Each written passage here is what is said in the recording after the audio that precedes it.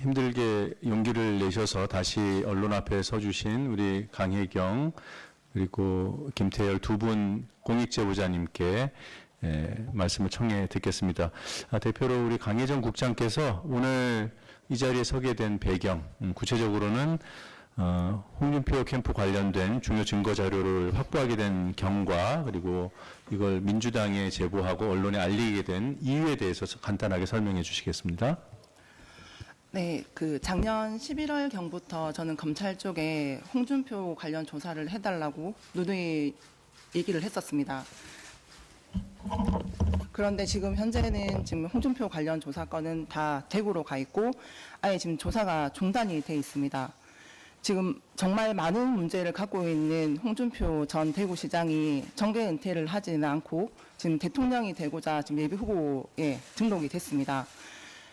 검찰에서 수사를 진행을 하기 전에 제가 갖고 있는 자료들을 모두 다 공개를 하면서 국민들께 판단을 맡기고 싶어서 제가 이 자료를 만들어 달라고 부탁을 드렸습니다.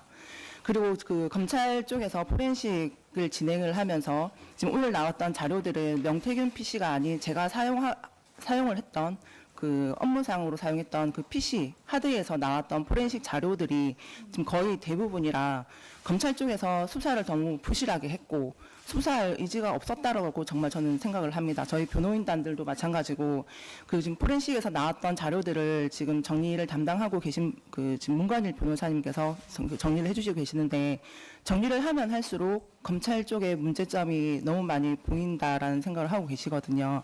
그리고 이 부분에 대해서는 저희 변호사님께서 한번 얘기 좀 부탁드리겠습니다.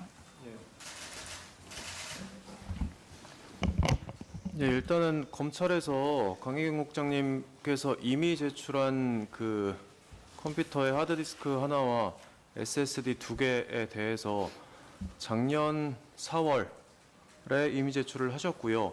그로부터 지금 1년이나 경과를 했음에도 불구하고 검찰이 관련 수사를 하고 있지 않습니다. 저희도 의문점이 처음 들었던 거는 작년 11월경에 12월경인가요? 네, 그때 조사를 들어갔을 때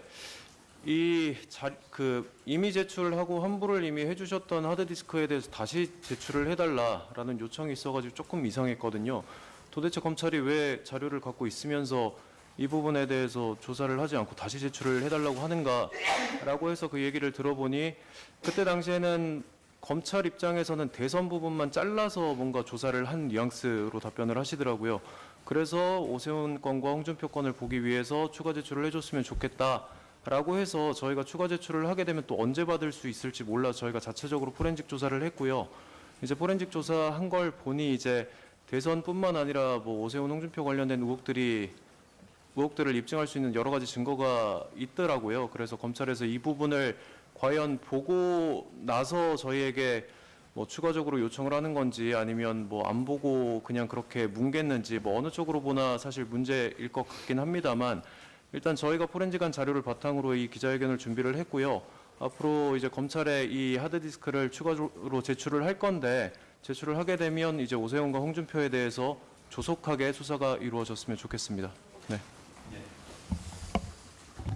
자, 다시 말씀드리지만 강혜경 국장의 업무용 PC 검찰이 이미 제출받아서 수사 대상에 올렸던 것인데 그걸 소유자인 강혜경 국장한테 돌려준 다음에 강혜경 국장 측에서 스스로 포렌식을 한 내용 중에 중요한 내용들을 저희가 모아서 기자회견을 하게 됐다는 말씀입니다. 맞죠?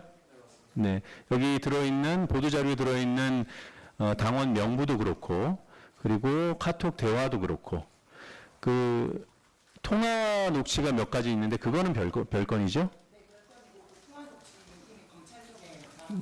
네. 그러니까 정리하면 보도자료에 들어있는 모든 내용이 다 검찰이 압수했던 내용들입니다. 다 확보했던 내용들입니다. 그런데 세상에는 드러나지 않았던 부분들 중에서 꼭 알려야 될 필요성이 있는 것들 발췌를 했고요.